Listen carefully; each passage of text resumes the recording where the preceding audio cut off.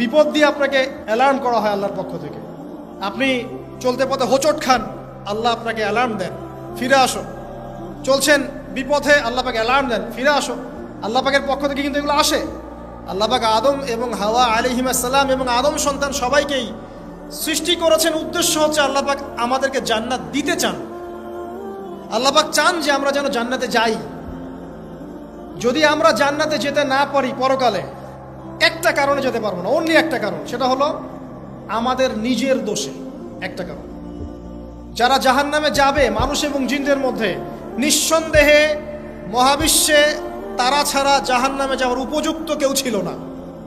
ও জাহান্নামে যাওয়ার উপযুক্ত ছিল বলেই আল্লাহ পাক তাকে জাহান্নামে পাঠাবেন। আর যারাই জান্নাতে যাবে প্রত্যেকেই শুধু আমলের বদৌলতে যাবে না, বরং আল্লাহ পাকের রহমতেই যাবে। কেউই তার আমল দিয়ে জান্নাতে যেতে পারবে না। নবী সাল্লাল্লাহু আলাইহি ওয়াসাল্লাম এমন ভাষ্য বলছেন, ইল্লা আনা, আমিও না, ইল্লা বিরহমাতিল্লাহ, আমিও নয়, তবে আল্লাহ পাকের দয়া আমাকে ঘিরে ধরবে। আল্লাহ পাকের রহমত যাদের উপরে বর্ষিত হবে তারাই জান্নাতে যাবে ইনশাআল্লাহ। কে আমল দিয়ে যেতে পারবে। যত আমলই করি বলা যাবে না এই আমলের বদৌলতে জান্নাতে যেতে পারবো। আল্লাহ পাক দয়া না করলে হবে না। আল্লাহ পাক চান যে আদম সন্তান যেন জান্নাতেই যায়।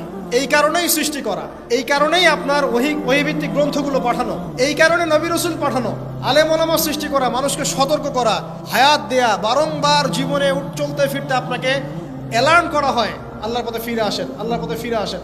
অ্যালার্ম করা হয় না? বিপদ দিয়ে আপনাকে অ্যালার্ম করা হয় আল্লাহর পক্ষ থেকে। আপনি চলতে পথে হোঁচট খান, আল্লাহ আপনাকে অ্যালার্ম দেন, ফিরে আসো। চলছেন বিপথে, আল্লাহ পাক অ্যালার্ম দেন, ফিরে আসো। আল্লাহ পাকের পক্ষ থেকে কিন্তু এগুলো আসে। অদ্ভুত একটা হাদিস বললাম, অদ্ভুত বলতে বলছি অ্যামেজিং হাদিস, যে একজন সাহাবী বলছেন, সালমান রাদিয়াল্লাহু আনহু, তিনি বলছেন যে যখন মুমিনের উপর বিপদ আপদ বালা মুসিবত আসে, তখন মুমিনের এই বিপদ আপদ বালা মুসিবত রোগ শোকের বদৌলতে আল্লাহ পাক তার গুনাহগুলোকে মাফ করে দেন এবং তার মর্যাদাকে বাড়িয়ে দেন, এবং সে আল্লাহর দিকে ফিরে আসার অনুশোচনা করার সুযোগ পায়। আর যখন কাফের মুশরিক বা ফাসিক মানুষকে এইসব রোগ ব্যাধি বিপদ আপদ বালা মুসিবত ঘিরে ধরে, তার দৃষ্টান্ত সেই উটের ন্যায় যে উটটাকে তার মালিক বেঁধে রেখেছে, এরপর ছেড়ে দিয়েছে। সে উটটা বুঝতেও পারলো না কেন তার মালিক তাকে বেঁধে রাখলো আর কেনই বা তাকে ছেড়ে দিল। কথাটা কি বুঝতে পারছেন? যারা আল্লাহ দ্রোহী, তাদের উপর যখন বিপদ আপদ বালা মুসিবত আসতে থাকে, তারা বুঝে না যে কি জন্য আসলো আর কেন চলে গেল। কিন্তু মুমিন ব্যক্তি যারা মুসলিম, আল্লাহর অনুগত, তাদের বিষয়টা হচ্ছে এমন বিপদ আপদ বালা মুসিবত রোগ ব্যাধি তাদেরকে আল্লাহর দিকে ফিরিয়ে নিয়ে আসবে।